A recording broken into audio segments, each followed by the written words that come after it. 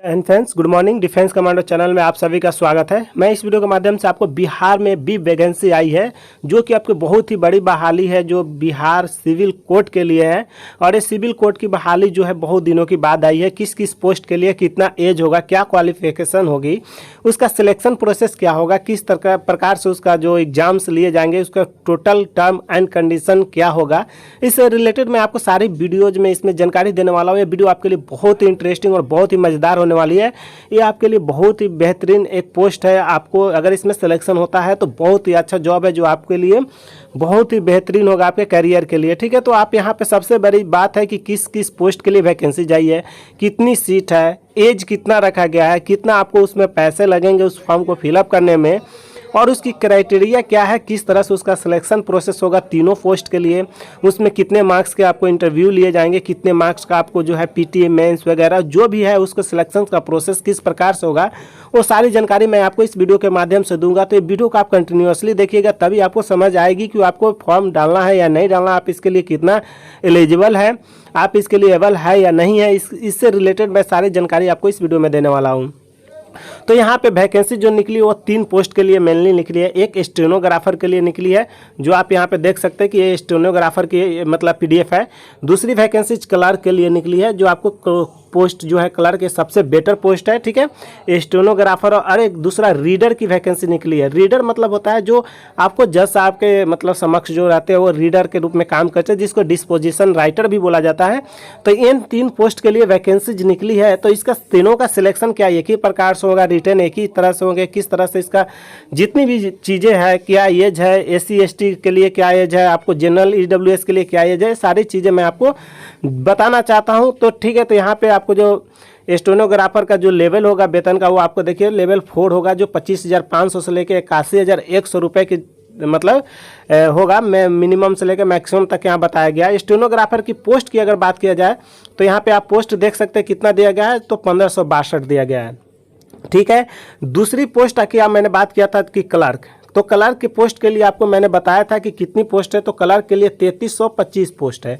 ठीक है, वहीं तीसरी अगर बात किया जाए रीडर के लिए जो आपको डिस्पोजिशन राइटर का पोस्ट वो 1132 हुआ था। इसमें सबसे ज़्यादा हेवी आपको एग्जाम्स अगर देना है तो स्टेनोग्राफर का एग्जाम्स देना है। ठीक है, स्टेनोग्राफर का एग्जाम्स आपको थोड़ा लेंदी क्यों होगा मैं आपको बताऊँगा। वीडियो को आप पेशेंस के साथ देखते रहें ताकि आपको टोटली चीज़ें आपको समझ में आ जाए। ठीक है, तो यहाँ पे पहले मैं सिलेक्शन प्रोसेस के बात कर लेता हूँ, फिर उसके बाद मैं आपको बताऊँगा कि आपको जो इसमें एज की क्या होगी। तो एज का बात किया जाए पहले तो फॉर्म फिलअप करने की बात मैं यहाँ पे बता देना चाहता हूँ कि फॉर्म जो है आपका स्टार्ट होगा कब से, तो फॉर्म आपको 20/9/2022 से स्टार्ट होगा, 20/10/2022 तक आपको ये चलेगा, यानी कि टोटली 1 मंथ का आपको समय दिया गया है। ठीक है, अब यहाँ पे बात किया जाए आपको पूरे चीज़ की, तो यहाँ पे डिग्री जो है स्टेनोग्राफर के लिए तो यहाँ पे आपको देखिए बैचलर डिग्री चाहिए। ठीक है, या इसके लिए एक इक्विवेलेंट जो भी हो बैचलर डिग्री यानी कि BA चाहिए आपको। ठीक है, वहीं पे आपकी बात किया जाए यहाँ पे सिलेक्शन प्रोसेस की यानी कि टोटली चीज़ की, तो यहाँ पे आइए मैं बताना चाहता हूँ। तो यहाँ पे देखिए जो भी चीज़ें हैं मैं आपको जान रहा हूँ, लेकिन मैं आपको यहाँ पे दिखाना चाहता हूँ जो आपको मिनिमम एज है टोटल कैटेगरीज के लिए, तो ये आपको मिनिमम एज देख लीजिए यहाँ पे 21 ईयर्स है। कम से कम आपको 21 साल होना चाहिए, अधिक से अधिक 42 साल तक है। तो आपको यहाँ पे देख सकते हैं SC ST के लिए है।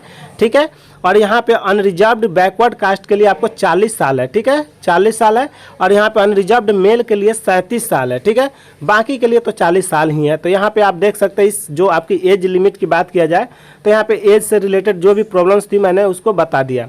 अब यहाँ पे नीचे देखा जाए तो आपको जो क्वालिफाइंग मार्क्स वगैरह की बात किया जाए तो क्वालिफाइंग मार्क्स के लिए देखिए यहाँ पे मैं आपको बताना चाहता हूँ। क्वालिफाइंग मार्क्स जो है 90 मार्क्स का एग्जाम्स होता है। तो किस किस तरह से यहाँ पे जो आपको लगेंगे जनरल BC EBC और EWS के लिए 800 रुपये लगेंगे। ठीक है, यहाँ पे 800 रुपये लगेंगे। और बाकी शेड्यूल्ड कास्ट यानी कि SC ST के लिए और जो मतलब अपाहिज है उनके लिए 400 रुपये लगेंगे। ठीक है, तो यहाँ पे अपाहिज भी फॉर्म डाल सकते हैं। तो 90 मार्क्स के होंगे टोटल एग्जाम्स, मैंने बोला था 90 मार्क्स में आपको 50 मार्क्स का जो एग्जाम्स होगा ऑब्जेक्टिव टाइप्स होंगे। ठीक है, ऑब्जेक्टिव्स यानी कि 4 मल्टीपल्स क्वेश्चन होंगे, उसमें ऑब्जेक्टिव टाइप्स के क्वेश्चन देखिए यहाँ पे लिखा भी है। और रिटन टेस्ट जो है 90 मार्क्स के जो है वो आपको क्लर्क का हो, रीडर का हो या फिर स्टेनोग्राफर, तीनों का आपको होंगे 90 मार्क्स का क्वेश्चन। अब इसमें मैथ, रीजनिंग, GK GS के क्वेश्चन कितने आएंगे वो भी मैं आपको बताऊँगा। तो यहाँ पे देखिए, और लास्ट में आपको 10 मार्क्स का इंटरव्यू भी लिया जाएगा, ठीक है।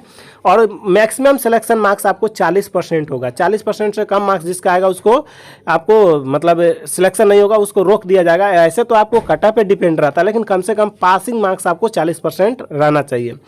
अब 90 मार्क्स में जो है आपको 50 मार्क्स को मैंने बताया कि ऑब्जेक्टिव होगा, तो बाकी 40 मार्क्स आपको रिटेन होगा, जो आपको हिंदी इंग्लिश से रिलेटेड होगी। तो यहाँ पे चलिए मैं आपको कंटिन्यू बताना चाहता हूँ। देखिए यहाँ पे इंग्लिश लैंग्वेज एंड ग्रामर का 25 मार्क्स का क्वेश्चन पूछे जाएंगे, जो कि मोस्ट है। हिंदी लैंग्वेज और ग्रामर से 25 मार्क्स के क्वेश्चन पूछे जाएंगे, जो कि आपको यहाँ पे दिया जाएगा कि विपरीतार्थक शब्द रहेगा, समानार्थक शब्द रहेगा, सामान्य वाक्य शुद्धि रहेगा, वर्तनी जांच लोकोक्ति रहेगा, मुहावरे रहेंगे, अनेकों शब्द के बदले एक शब्द रहेगा। वहीं पर जनरल अवेयरनेस की बात किया जाए और करेंट अफेयर्स की, तो 10 मार्क्स के रहेंगे, ठीक है। और यहाँ पे मैथमेटिक्स की बात किया जाए तो मैथमेटिक्स आपको देख लीजिए यहाँ पे 10 मार्क्स के रहेंगे, ठीक है। तो यहाँ पे 10, 10, 20 और यहाँ 25, ठीक है। और यहाँ भी बात है 25, 25, 25, 50 और यहाँ 20, 70, ठीक है। बाकी यहाँ पे बात किया जाए कि आपको ऐसे राइटिंग की, तो यहाँ पे देखिए मैं आपको बताना चाहता हूँ कि बेसिक कंप्यूटर साइंस का 20 मार्क्स का क्वेश्चन रहेंगे, ठीक है। तो 20 मार्क्स का आपको बेसिक कंप्यूटर साइंस के क्वेश्चन रहेंगे, ठीक है। बस यहाँ पे इसका यही मतलब आपको एग्जाम्स का क्राइटेरिया जो आपको स्टेनोग्राफर की थी वो रहेंगे। यहाँ पे ऐसे राइटिंग नहीं लिए जाएंगे। ऐसे राइटिंग आपको लिया जाएगा रीडर के लिए, और आपको वहाँ पे जो रीडर है, देखिए यहाँ पे मैक्सिमम मार्क्स 40% लिखा है सिलेक्शन का। ऐसे राइटिंग इसमें नहीं दिया गया स्टेनोग्राफर में। ऐसे राइटिंग आपको रीडर और क्लर्क के पोस्ट के लिए अवेलेबल है, ठीक है। तो यहाँ पे आपको ऐसे राइटिंग 50 मार्क्स का आपको स्टेनोग्राफर और रीडर क्लर्क और रीडर का एग्जाम देंगे, तो 50 नंबर का ऑब्जेक्टिव रहेगा, ठीक है। 50 नंबर का, और 40 नंबर का आपको हिंदी इंग्लिश का आपको ऐसे लिखना रहेगा, जिसमें लेटर राइटिंग, ऐसे, कंप्रहेंशन और प्रेसिस जो कि संक्षेपण होता है, हिंदी इंग्लिश दोनों का रहेगा, ठीक है। तो इन सारी चीज़ों का, तो क्लर्क पोस्ट के लिए आपको कोई टाइपिंग नहीं है, लेकिन आपको जो रीडर पोस्ट के लिए है वो आपको हिंदी इंग्लिश टाइपिंग चाहिए। हिंदी इंग्लिश टाइपिंग आपको 90% एक्यूरेसी यानी कि सही शुद्धता आपको 90% चाहिए कम से कम, और उसकी स्पीड चाहिए हिंदी में 30 वर्ड और इंग्लिश में 45 वर्ड, ठीक है। हिंदी में 30 और इंग्लिश में 40 वर्ड, 40 वर्ड चाहिए, और हिंदी में 30 वर्ड चाहिए, ठीक है। इसका जो आपको टाइपिंग स्पीड और शुद्धता 90% चाहिए। ये दोनों 50-50 मार्क्स के होंगे। 50 नंबर का हिंदी और 50 नंबर का इंग्लिश का जो आपको टाइपिंग लिया जाएगा, ठीक है। इंटरव्यू तीनों में है। 10 नंबर का आपको थोड़ा सा एग्जाम का जो है प्राइमरी टेस्ट हो गया, प्रीलिमिनरी टेस्ट हो गया, और आपको जो भी चीज़ें हैं उसमें थोड़ा सा बदलाव किया गया है। और टाइपिंग जो स्टेनोग्राफर का भी है उसमें भी थोड़ा सा बदलाव यहाँ पे देखने को आपको मिल सकता है। यहाँ पे देख सकते हैं कि short hand skill test in English, short hand skill test in Hindi, और आपको computer typing test in English, computer typing test in Hindi, computer proficiency test आपको 10 नंबर का है, 15 नंबर का है, 15 नंबर का है, 25 और 25 का है, ठीक है। 25, 25, 50 हो गया, 80 और 10 90 मार्क्स का इसको आपको टाइपिंग टेस्ट लिए जाएंगे। इसमें भी एक्यूरेसी आपको 90% चाहिए, ठीक है, जो कि आप यहाँ देख सकते हैं, ठीक है। और यहाँ पे 40 वर्ड पर मिनट चाहिए, और यहाँ पे इंग्लिश में 60 वर्ड और हिंदी में आपको 40 वर्ड पर मिनट चाहिए, ठीक है। तो इस तरह से आपको एक्यूरेसी की बात किया जाए तो 95% शॉर्ट हैंड टाइपिंग इंग्लिश में चाहिए, और इंग्लिश में आपको नॉर्मल टाइपिंग 90% और हिंदी शॉर्ट हैंड में 95% और नॉर्मल में 90% चाहिए। तो यहाँ पे आप ये सारी चीज़ें देख सकते हैं। और रह गई बात कि आपको जो भी चीज़ें थी जो मैंने आपको बताया है ये पोस्ट के लिए, तो आपको और भी डिटेल्स जानकारी अगर नहीं समझ में आए तो आप वीडियो में कमेंट करें। मैं फिर से अलग अलग मतलब आपको सेपरेट ढंग से जो भी है क्लर्क पोस्ट के लिए अलग वीडियो बनाऊंगा, और आपको रीडर के जो रीडर पोस्ट के लिए उसके लिए अलग वीडियो बना दूंगा, और आपको जो स्टेनोग्राफर के लिए जो वीडियो आप ये अभी देख ही रहे हैं इसके लिए भी एक अलग से वीडियो प्रोवाइड कर दूंगा, ताकि आपको किसी भी प्रकार की दिक्कत ना हो। तो इस प्रकार के और भी video notification time to time पाने के लिए चैनल से जुड़े रहे। साथ ही इसकी तैयारी किस प्रकार की जाए, किस तरह से किस चीज़ की आपको कमी फील हो रही है, आप कमेंट करके बताएं, मैं उसका सारा जानकारी आपको दूंगा। और इस प्रकार का video notification time to time पाने के लिए मेरे चैनल से जुड़े रहे। जय हिंद, जय भारत, थैंक्स फॉर वॉचिंग।